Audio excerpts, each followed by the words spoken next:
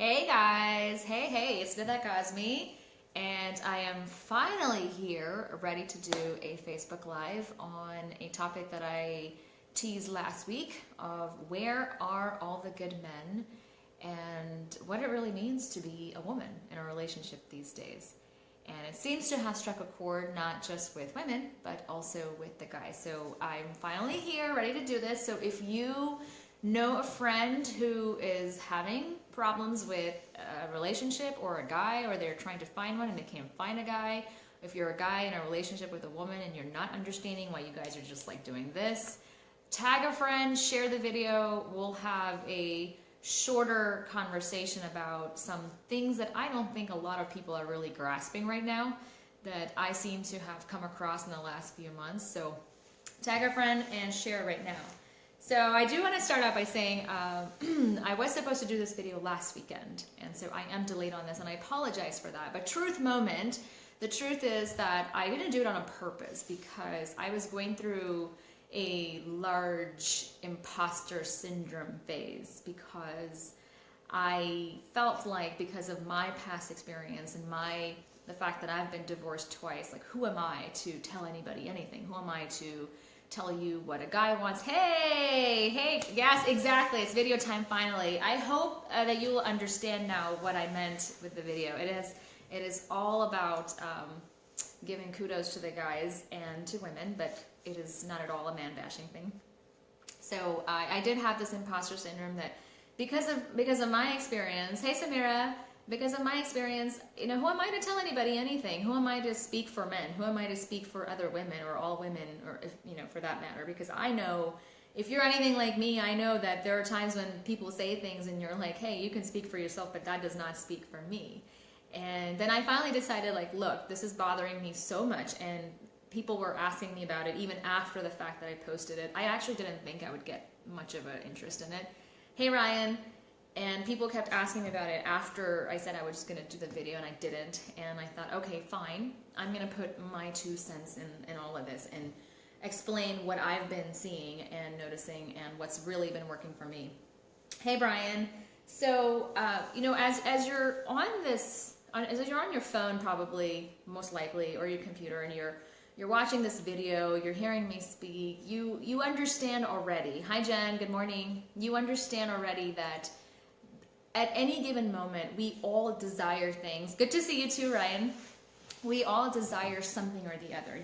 Whether it's a new relationship because you don't have a relationship right now, or you're trying to improve the relationship that you're in currently, or maybe you want to master a skill. Maybe you want to improve your success or your career. Maybe you want to improve your relationship with your children or people in your family or your friends, or have better friendships. And maybe you just want to improve yourself just in general. But either way, that we're always working on improving some part and area of our lives. And it's very natural to us as humans. And I know for a fact that first of all, when we want something, we need to know exactly what that thing is, and we need to know it in detail so that we understand where we are now and who we need to become to get that thing that we want. And a lot of times people miss that part about the gap between wanting something and understanding who you need to become in order to get there. And the reason I say that is, for example, if you today were handed the life of, let's say, Oprah, or for the guys, let's say Tony Robbins or Richard Branson, or even Gary Vaynerchuk, if we were handed their lives today, like, here you go, here it all is, here's the money, and here's all the responsibility that comes with it, right? Most of us would completely fall apart, because in order to handle the life that Oprah has and that she's built, with all the grace and the dignity and the strength and the respect and the mutual grace and respect that she has in the industry, we have not yet built our character up to that point to handle it the way she does. So we see the spoils of the win, in the war. We see how much she enjoys her money, or Richard, or even Gary, but we don't see everything that went into building that person to handling what they have right now. And forgive me for looking over here because I have my notes. I should probably put this over here. there was enough content that I needed to have notes. So my relationships in the past, both of my marriages, I always felt very free. I always felt free to do as I please, free to go where I please, free to speak as I please, and just be whoever I wanted to be. And I thought that was awesome, because that's exactly what everybody wants, is just let me be who I am, and this will work out great, and I'll let you be who you are, and we'll all just really get along. Handling up on Saturday errands, we'll catch the replay. That's fine, Tyson. Thank you for dropping by. I will tag you on the replay just so you have it. And so what I didn't realize at that time in those marriages was that this whole be as I please and do as I please whenever, whatever, wherever actually came at a very high price, because it gave me way more space and freedom, and especially with things that I didn't want space and freedom from. It gave me things that I didn't want, okay? And now I'm beginning to realize that imposter syndrome that I was experiencing, now that I look back and I say, okay, it is only when we experience things and have that learning curve, or whether it's something good or bad, that we actually develop the filters that we need to move forward with better judgment and better understanding in the future. And now that I understand, now that I can look back and see, I know that the message is loud and clear from the lessons that I've learned of my past, of what happened in the past. These two relationships were great for helping me expand certain parts of myself. Hey Jeremy, how are you? But they cost me a great deal in other areas of my life. They cost me my entire relationships. And, you know, our culture today is extremely interesting. We have, hey Reza, hi Hina. We have this third and fourth wave feminist movement going on. There's a lot of confusion politically with control, manipulation right now of women's health and rights and this and that. And honestly, there's more confusion now than ever before on a woman's station in life, her place, what she wants, what she doesn't want. And we especially do not understand the polarity, the very necessary polarity of our respective energies. And I'll just call them the feminine and masculine energies for the sake of this discussion, right? So whether you are heterosexual or you are LGBT relationships, in an LGBT relationship, I'll just call it the masculine and feminine energy. So when you have two people who are inclined towards the same exact energy, like if you have a male and a female who are both feminine, it's going to be like this constantly. They do not have any pull and attraction to each other. What I mean by that is,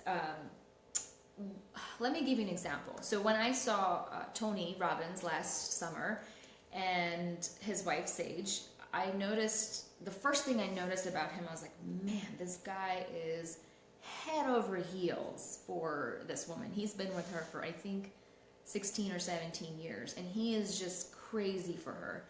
And there was something so attractive and so charming about Sage.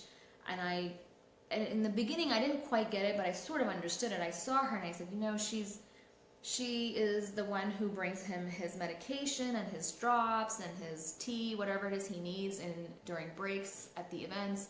She is, when they are hugging, she is always in his care, even at those events where he is maxed out in terms of the energy output that he has to put into an event. She is in his arms. She does not ever try to compete with him on stage or on Hey Samad or on any form of media. And so, and then I noticed that she sits behind the monitors backstage or behind the room when we're having events. And I realized something, that she understood her role with that man and her place as a woman very, very clearly. And that is exactly the thing that drives him absolutely nuts about her and her only, despite all the time that has passed by. And this is part of the confusion that we have nowadays. with our culture, that what do women want? You know, we want, the truth is, like, right now we think we want everything. We want the body, we want the health, we want the looks, we want the success in career, we want the success of a wonderful relationship, we want great friendships, we want a wonderful put together home, we want a baby, we want, and just listening to myself talk about it is exhausting, because guess what? A woman was not designed to do every single thing at the same time. Nobody is. So what made us at any point in time think that we should try to go for it all at the same time? And guess what happens? I have never, to this day, heard a single woman say, God, I love working 50 plus hours a week and taking care of my house and looking after my husband and cooking and doing all this. God, I love being tired. Never, ever heard a woman say that. All I hear is women complaining about how tired they are, how exhausted they are, how stressed out they are, how much they have to do. And the truth is, we're kind of like, we're putting it on ourselves by asking ourselves to do all this. And what the consequence of this is that it takes away from your natural instincts and your natural behavior. You see, men aren't looking for any particular materialistic thing from you. Looks and attraction do have an important part in it.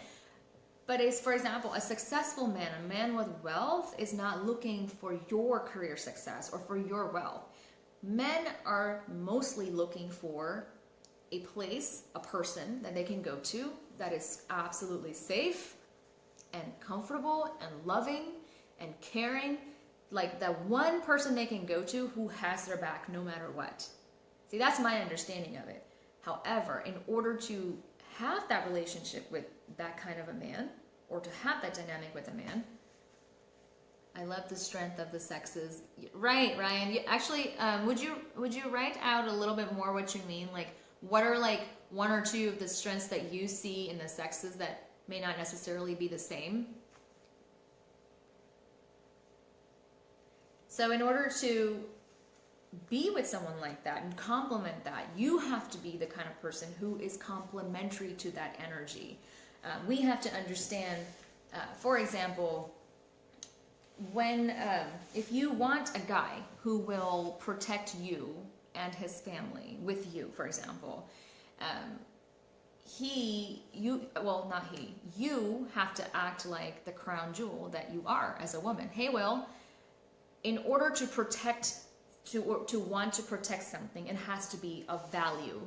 We don't go around protecting rocks and sands and gravel and dead tree leaves.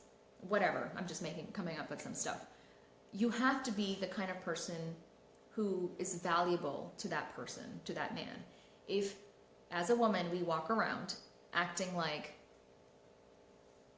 we can do whatever, be whoever, do whatever, and I don't care what your opinion is, that's not necessarily something that makes someone naturally want to protect it. That's just someone who wants to be on their own, so a guy will naturally leave that person alone.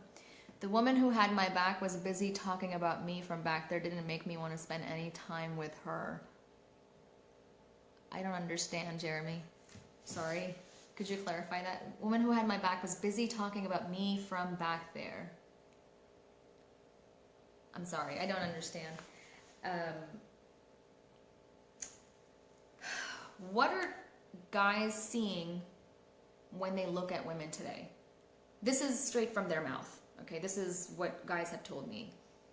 In the West, because of all these things that we're busy and involved and engaged in wanting to do with the house and the kids and the relationship and everything, we're so stretched. A man looks at that and says, that's great, you want to do it all, like especially when a woman wants to have a career and success and education and all, which are great things, totally great things.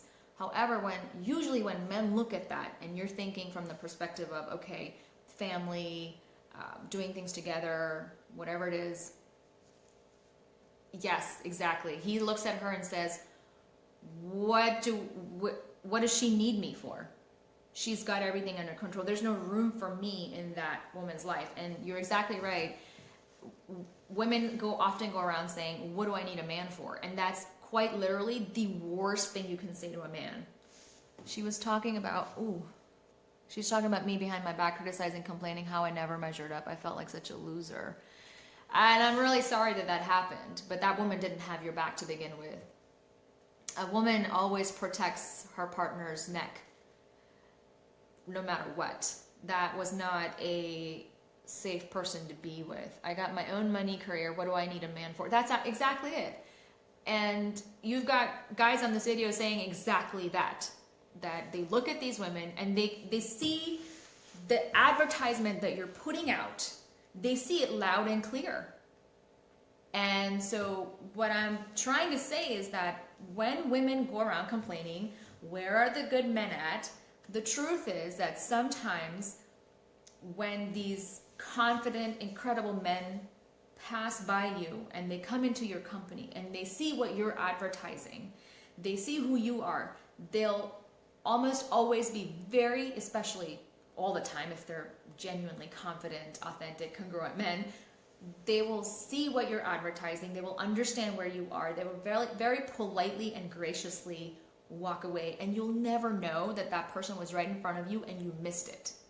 You completely missed it, because these guys are everywhere.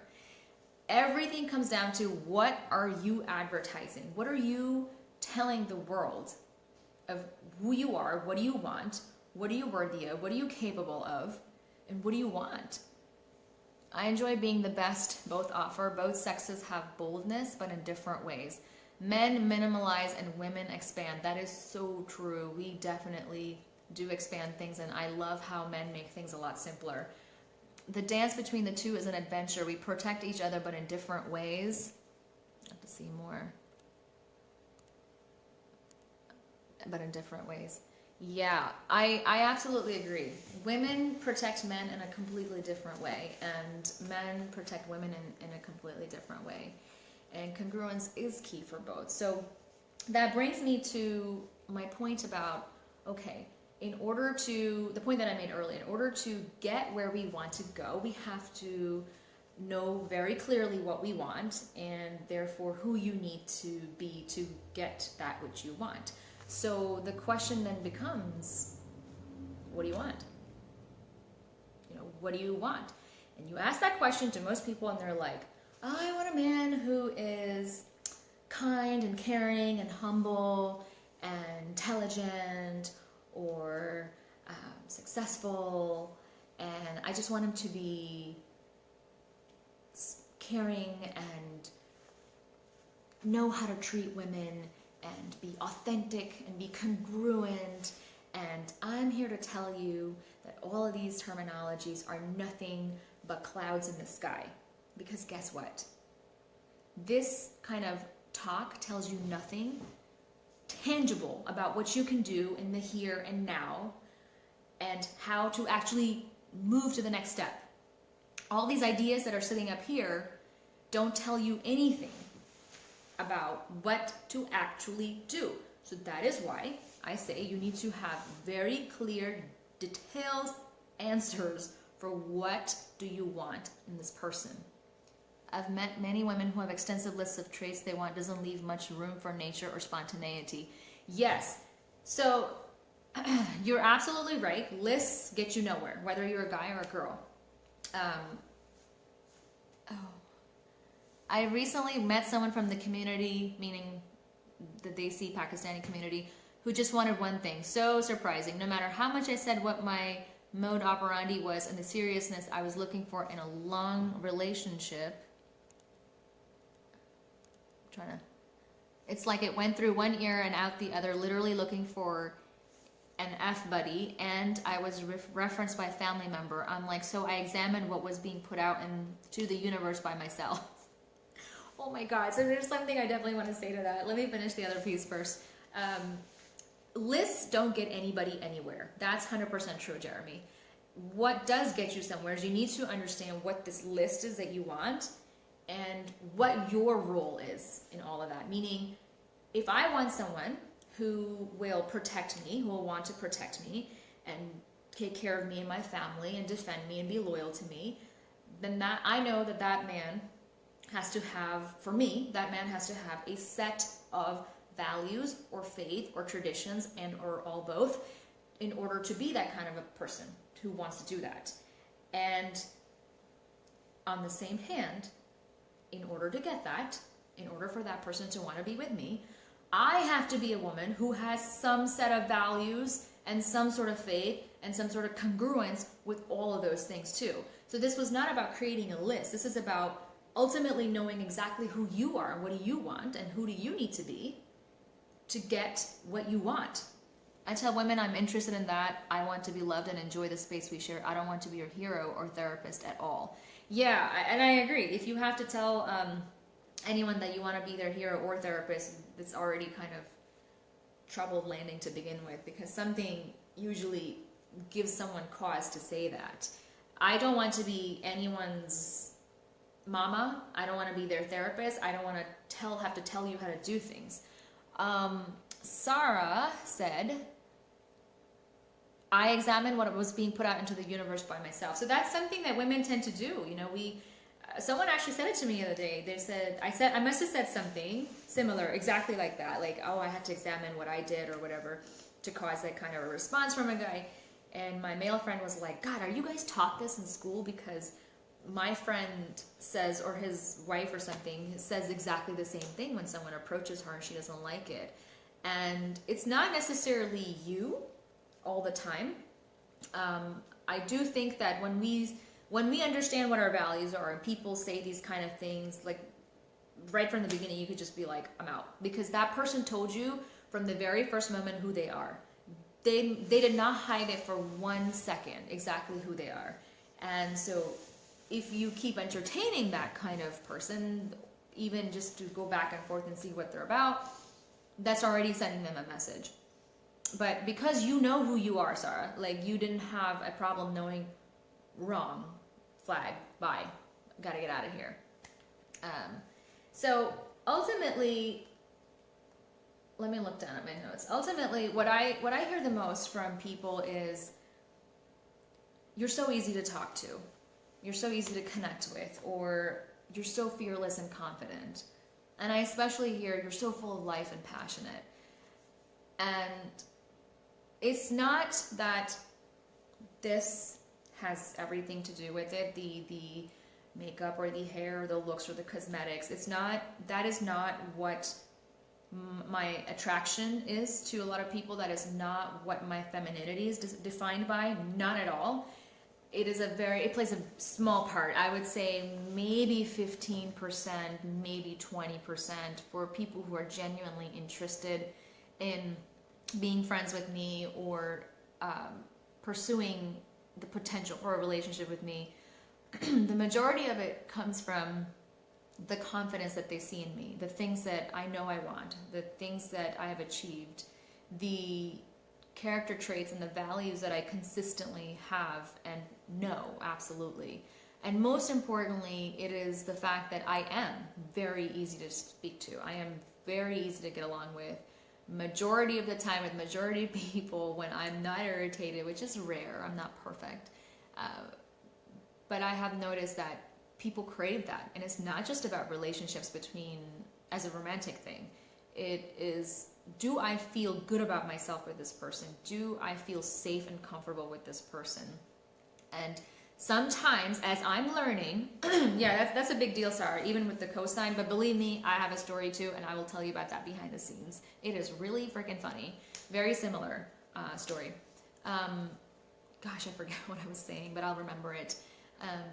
Even despite all of this, I have learned that there are things that I'm having to alter within my personality, within my characteristics, in order to align with what I want. So, for example, I'm learning that the kind of man that I want will not want a woman who is constantly on a cursing tirade.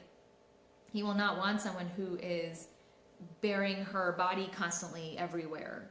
He cannot take that kind of a person seriously. This is just what I want. I'm not saying anything. I'm not suggesting anything for other people. You and your partner decide what you want for yourselves. But sometimes it really does mean going back to those level of basics. The basics of talking to a man with the respect that they so crave, that they so want. I don't know, Jeremy, if you can relate to that. Giving them that importance, giving them that room and space in your life to welcome them so that they can welcome you in their life and they can do what it is that you want and need them to do. And I fully believe, I have seen and I know, I've heard and spoke to so many guys, they want nothing more than to take care of us. For a guy, it's so much easier to go out there and just date and sleep with them and do whatever than it is to get married. To get married to someone is far more expensive for a man, mentally, financially, emotionally, spiritually, time-wise, that they still do it. It's built into their bios to take care of someone when they could easily go out and do things for free with other people, but they still do it. And you have to, as a woman, you have to understand what is in your bios. What is your nature built for? What are you not allowing? Where we have to let go of this need for control, of wanting control over everything and having everything all at the same time. It doesn't work. But the minute you become the kind of a woman who maybe even easily listens to a suggestion that they have, maybe gives them respect with the way that you talk to them consistently, with the way that you make them feel about themselves when they're with you. Yes, Jeremy, someone I feel safe emotionally with is 80% of what turns my machine on. Yeah, I mean, who wants to be with someone who, you know, the minute you approach them, it's going to be like, oh God, here comes this like nagging, control, shrieking, shrill, whatever conversation again, or I'm going to be criticized for something again.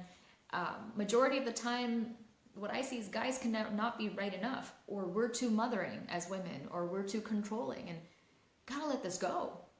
And some of the basics might seem kind of myopic.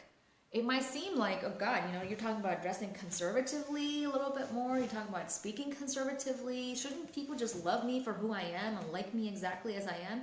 And the answer is, I'm sorry to say, but I'm not sorry. No, because when you are with someone, there are adjustments that you have to make. You are not in a single relationship anymore. You are with a person, and you do have to respect what you put in pays huge dividends. So if there's a little bit of you giving respect or changing your language, it's not a big deal in the grand scheme of things when it's getting paid out in major moolah.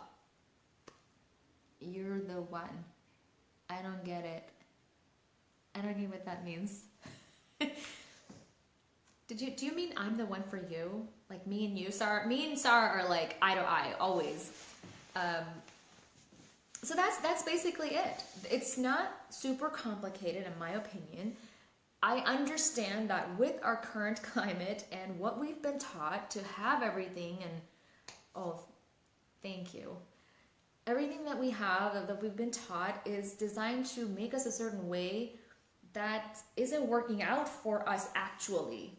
And it's okay. It's okay to go back to the basics of maybe not being the kind of woman who has got her mouth open about everything in the world. Maybe even keeping a lot of things from the partner that she's with. Because guess what? Some things are meant to be shared only with your mother, your siblings, or your close friends. That not everything is meant to be shared with a man. Not everything is meant to be shown to a man. There are parts of you that make up who you are that make other things function. Know your station, know what to discuss with whom and when, and know how to engage in a dynamic that creates synergy with a man. It does not clash with him. Do not compete with men. That's what I think. Don't compete with other people. Don't compete with the man's energy, especially as a woman, because men know one thing that is absolutely a fact.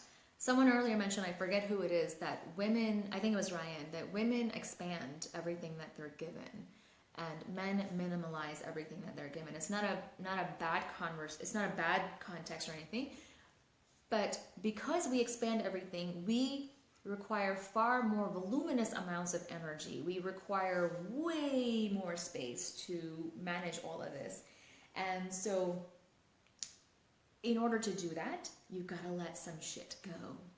And pardon my French, but I had to say it for effect. So I so appreciate that, Sarah and Sefman. I don't know how to pronounce your name. Could you correct me, please? Love and Respect is a great book about this topic. Men want respect and women want love. A generality, but it often proves so true. Yeah, I agree. I want love, and I'm happy to give the respect. I mean, of course I want respect too, and I know men want love, but that is our general operating mode. What do you mean by space, by the way? Hi. Hi, Tyler. Good morning. 7. Oh, 7, that's easy. Tyler, so what I mean by women need space is like in order to, let me see how I can explain this best. The way that I see myself, if I'm a place of comfort and care and love and respect and admiration for a guy, you gotta let some shit go. Hey, Gordon.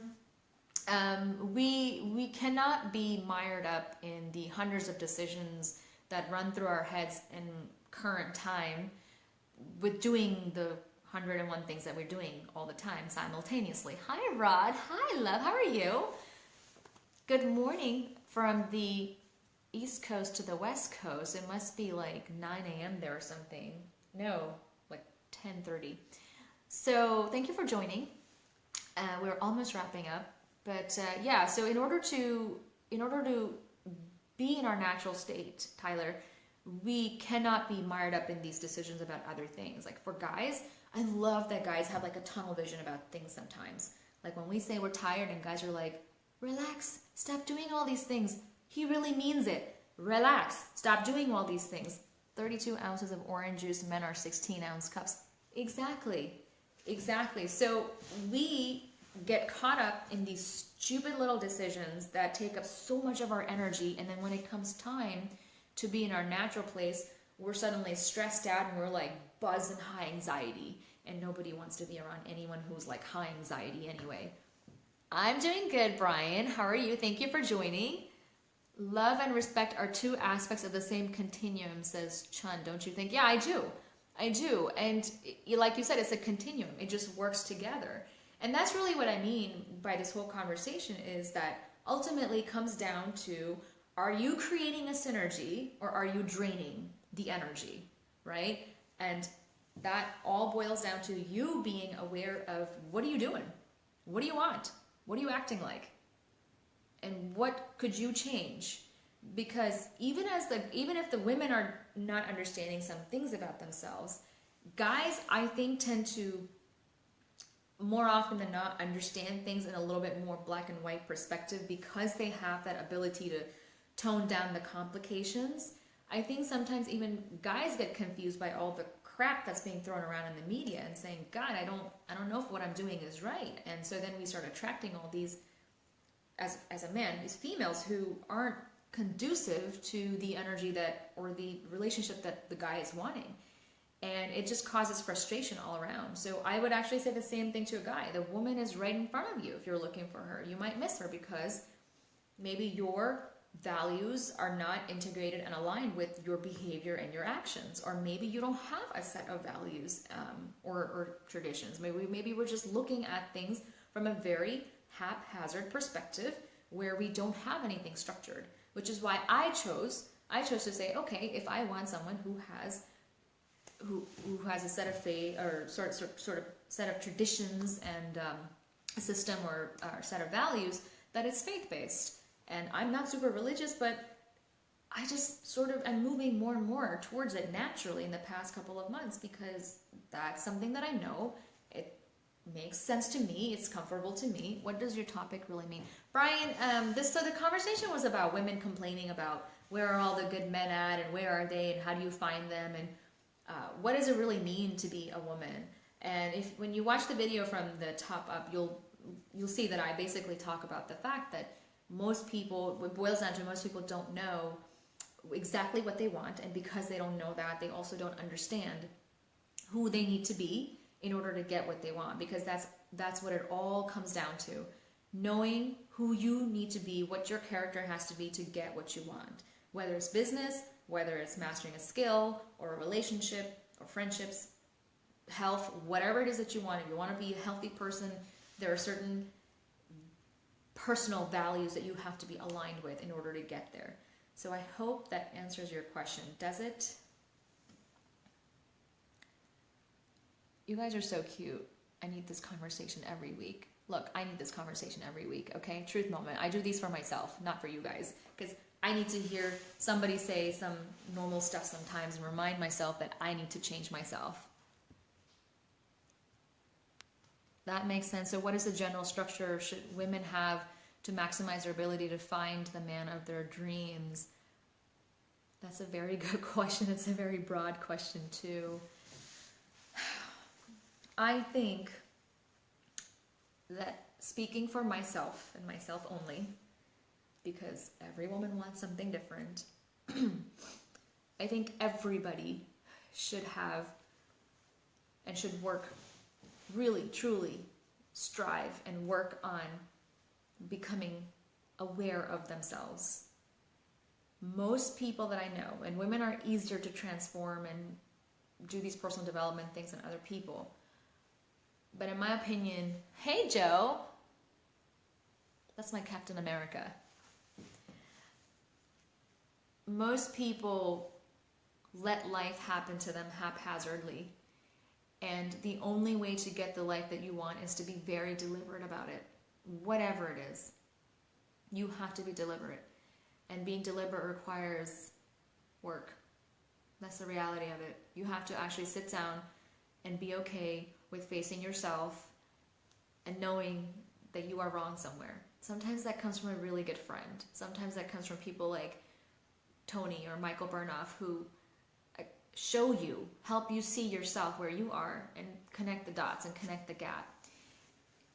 If a woman is not able to go to events or something, I would recommend that she Google resources or look at people who work with one-to-one with people. I work with people one-to-one as well. And ask them, what is the best resource for me to go to? Where do I even begin? A lot of people don't even know where to begin. Like, okay, I'm messed up. Like, where do I begin? Right?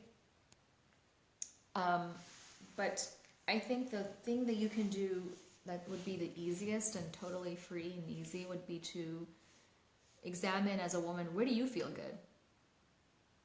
I feel great when I look good, so I take care of my skin, I take care of my nails and my hair, I dress well, I eat well, and that's just the beginnings of being more in your feminine energy.